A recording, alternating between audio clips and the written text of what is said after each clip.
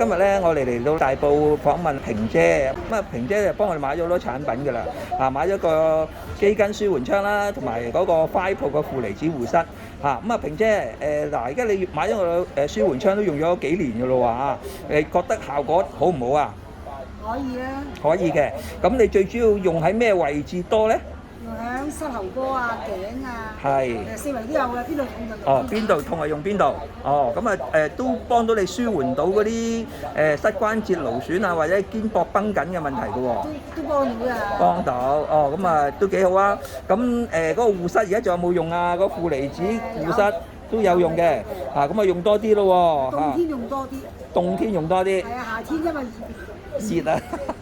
哦，咁樣嘅。夏天用呢個多。夏天用呢個多。哦，咁啊好啦。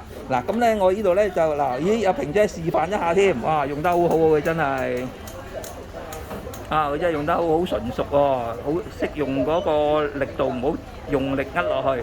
嗱，咁我呢度咧又多謝阿萍姐接受我哋嘅訪問，因為咧我哋好多朋友咧就對嗰啲關節痛症咧就諱疾忌醫啊嚇，咁啊跟埋阿萍姐咧咁正面嘅思維咧，希望我哋各位朋友睇到聽到之後咧，更加可以學阿萍姐咁正面嘅面對我哋嘅關節痛症享受翻我哋健康生活呢度我多謝阿萍姐好，拜拜。